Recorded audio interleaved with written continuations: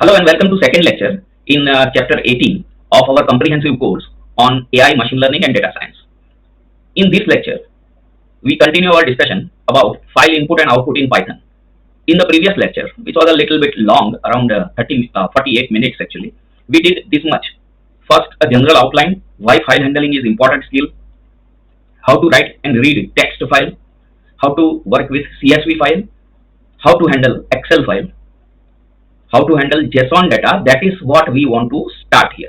So up to this, how to handle Excel file, that much was done. So now we want to do this JSON data handling. So let us go there. Now this JSON data is one of the very important format in any web-based application. JSON is a short form. Its full form is JavaScript Object Notation, and it is a lightweight data interchange format, and its greatness is that it is easy to read and write for human, and still at the same time it is easy to parse and generate by machines. So it is a rare combination because often there are many other data formats. For example, today only we are going to see that Parquet format. Now that is also very efficient file format, particularly for big data. It is nowadays becoming a preferred file format. But when you try to read it with human eyes, then at that time Parquet format will not even open. Some encoding issues and these and that will come. So if you download a Parquet file from the internet and double click on it, then you cannot open. But if you download a JSON file from the internet and double click on it, then you can straightaway get its output. For example, here there is a file named data.json. So that is this file. Okay, and I have double clicked on it. So in Jupyter Notebook, I am getting even pretty output. But if I don't want to see in Jupyter Notebook and I just want to see in that simple notepad, then also the output is pretty good. So let me find that data.json. Okay, and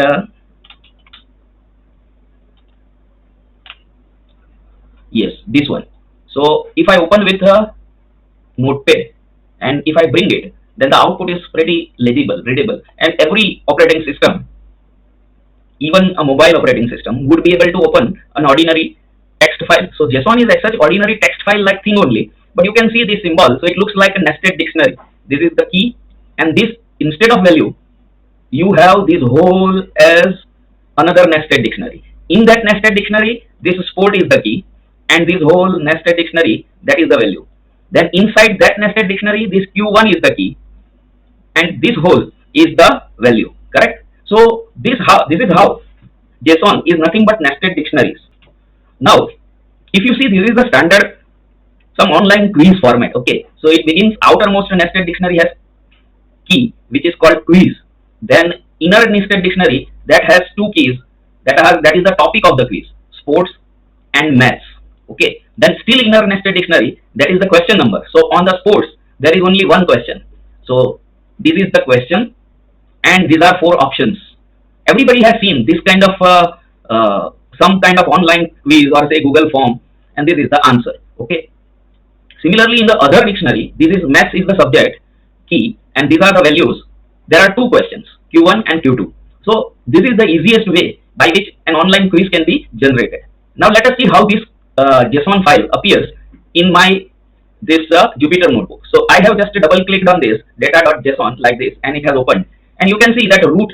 If I click on it, even that one level below, that will also be hidden. Only one root appears. Then as I click on root, quiz appears. Quiz is my outermost. Then as I click on it, I can immediately see that my quiz is on these two subjects, sport and maths. As I click on sport, I can see that there is only one question.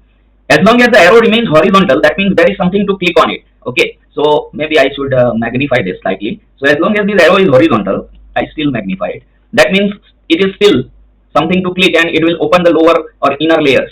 So then now question, still options have arrow. So if I click on it, then four options are seen. Now this maths, that is the second subject. First subject was sport. Now second subject is maths. And then Q1, first question. And here again, this option arrow is still horizontal. So if I click on it, I can get this, right? And this is Q2. So I can get this kind of options. So this is what my entire JSON file appearing nicely in the Jupyter notebook, correct? So if I open both subjects, sport also and maths also, then my JSON file appears in this manner. So Jupyter renders the JSON file very nicely and with a provision of hiding or closing the, for example, if I just click here, everything is closed. If I click on this and then again re-click on that quiz, then everything is closed like that. So it has the facility to close the inner layers and open the inner layers when as per my requirement to understand the structure of the data. Okay. Now this data I want to handle using Python's basic input output function. So I will use this import JSON and then just first this much import JSON and the method remains same with open, then file name, and I will first open only in the read only mode because I don't want that accidental modification of my file. So as file, this is alias, so you can give any name here, and then write json.load and that alias whatever you have written. So here it is file, so file that will load my JSON file in this environment, but I don't want to it cannot be printed directly by json.load, so I am just saving it as a new variable data and then I am printing that data. Okay, now if you see this, the printout is actually the same as this format, but the nested dictionaries and each new line should begin on a each inner layer should begin on a new line. That is not there here, so I have to manually copy paste these and then maybe I have to press enter here, then press enter here, so that the format will look like this. This is the photograph of that same file, image screenshot of that same file which I have put here for your reference. So if I want to bring my this file, I will have to copy paste in a notepad and press enter before every this brace inner opening curly braces, then I will get this format finally. But is there no way by which simply I will directly get this kind of printout in Jupyter only? Then yes, there is a way of that, but for that you have to use something called pretty JSON. So again the method is same, import JSON, and file path is data.json. Even if you don't want to write it because here my file path is not very large, but I told you the reason of this is the preferred method by the programmers, that file path is first specified separately. As a result, one advantage is that this line becomes just a kind of reflex, because this will remain the same every time I open any file. Whatever difference is coming, that will be where that file is and what is its name. So that is included in this part. And second advantage, I told you that every time it is not necessary that the file is always in the same directory as my Jupyter script, and therefore it may be in C user ecube documents or something. So I will have to write C colon backslash users backslash ecube and so on. So entire fully qualified file path can be there. Now if you write that kind of file name here, then it would be very lengthy and a little bit dirty. So we write file path separately and then we open file path. Here file path is just the name of the file.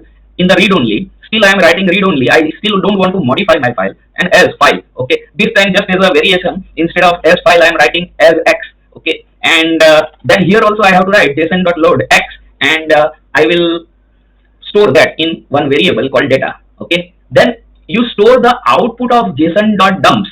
Now here remember we just simply printed data, but I did not get enough neat enough or pretty enough output. So what you are doing is, whatever data is stored by and in this data variable, this json.load, that is still in this format. Okay, so what you do is you are dumping that data and you are saying that indent is equal to 4. Instead of 4 you can write any value, 3 or maybe 2, but normally most of the IDEs as a default indent they take 4 spaces. Okay, so indent is equal to 4, and then you dump your JSON data and store it in a new variable called pretty JSON, and then print pretty JSON. So nothing, just that old data was fine enough. It is also JSON format only. I just do one thing, json.dumps, and in that I provide the data with some indentation, and I now print that pretty JSON. Now you can see that the output is exactly as I pasted just before starting my topic, this.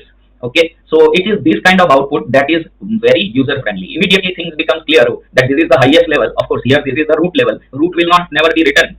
Okay, then this is the highest level. Quiz, inside quiz there are the two sub levels, quiz on sports and quiz on math. Inside quiz on sports there is only one question. This is the question and these are 4 options and this is the answer. Inside math there are 2 questions. This is first question, this is the question, these are the options, and this is the answer, like that. Okay, then this much is about just reading the JSON file. And if you don't bother about the pretty print, then just write that json.load file. In fact, I think even this storing in a separate variable also perhaps would not be required. You can just directly here only write.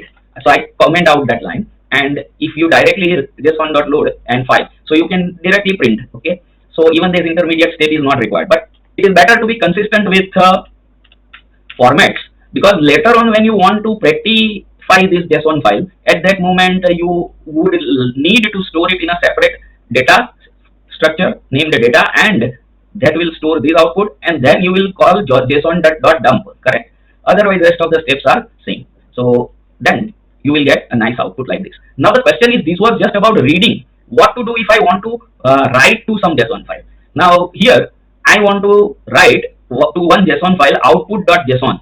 Now the problem is here, in my case, the output.json file does not exist, but write is a very powerful command. So you can see there is, oh yeah, this was I think I tried, so I want to delete it. Okay, so first delete it. So now there is no output.json file. There is output.txt, but there is no output.json file, correct? Now then I import JSON and I make some data.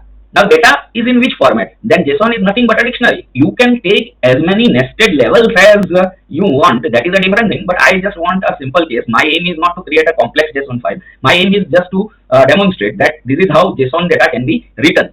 So I just create a single level dictionary. This is the key, and this is the value, and this is another key, and this is the value. So this is my data. I can, if you remember, I can create data frame also from this by using pd.dataframe. Of course, import panda, that pd will be required, but then pd.dataframe, and there I will write this data in the parenthesis. Then a data frame will be created. But here I don't want to create a data frame. Instead, I want this data to be stored in a JSON file named output.json. And here you can see that there is no output.json file at present. So that means this command at that time will create that output.json file, and it will write this detail, name Alice and age 20, in that output.json file. So with open, these steps are same. With open, file path. Now here file path is simple, the file name, because I want to create in my own directory where this script is executing, home directory here. But I can create in some other directory, so then I can write the whole file path like C:\, then users, then eCube, then documents,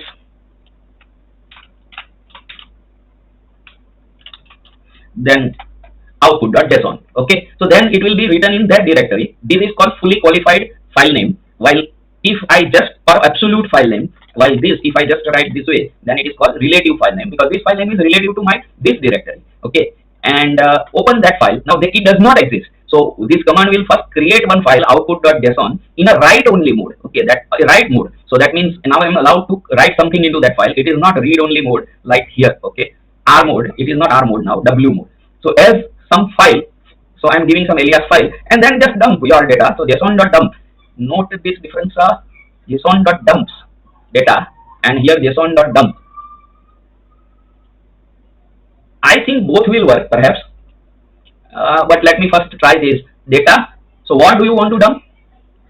So you want to dump this, in which, where you want to dump? Then I want to dump in file. But what is file? File is just alias for this output.json, and this is the indent I want just for pretty format. You can see here output.json is immediately created on the left side, and if I click on it, then I can get that output name Alice, sorry, and age 24, correct? So that is this data in the dictionary format. Okay, so file is written successfully. If there is some error, then here error message will be printed. If there is no error, then most of the things Python does silently.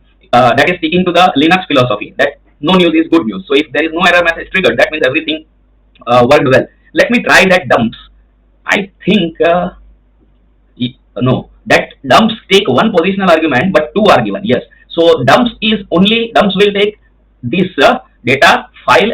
Sorry, here only the file name. Okay, this indent is not an argument. It is not a positional argument. It is a keyword argument. So there is only one positional argument, data. But here now I am giving two positional argument, the data which I want to write to my file, and this file also. So that is why it did not work. So however, some file was created, empty file, but you will see that it is error. Okay, nothing is printed on it. So I am again deleting that file, or keep that, because this can work even in an existing file also. And you can see now the file has been overwritten by proper data. So please remember this, that if you want to print something, and if you use only one positional argument, then output, the dumping is done by json.dumps. Okay, so that is like that kind of syntax is used, that singular. Then we write s and plural, then we don't write s. Something that kind of thing is there. Okay. So and here, not here, but where is that? Have I deleted it or not? What? I think I deleted that. You know, it is here. Okay. So this should be below binary file. This should be below.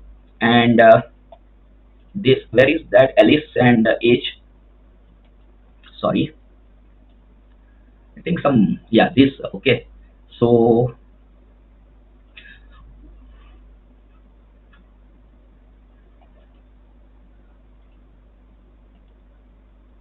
this is also that same thing. We are just checking that by opening the file and dumping in our own Jupyter notebook. So if you are dumping in our own Jupyter notebook, at that time there is only one positional argument, data. Where what is that data? So I'm just checking, instead of this kind of double clicking and seeing here, that way also I can see. But if it is a script executing somewhere not in Jupyter, then at that time you would like to check if a file is successfully written or not. Then we have seen already how to read the file. So import JSON, then the name of the file, that will become the file path, output.json. Open the file with open file path in the read-only mode as file, and its data you load using json.load and save in this data. And then its pretty format you use, you print in your Jupyter notebook only by using json.dumps. And dumps will take only one argument, that is that data. Okay, so we have already done it. This is just a check that same file has been written. Now in next lecture we will do this thing, that is writing a Python object to a binary file with pickle. Thank you and see you in the next lecture.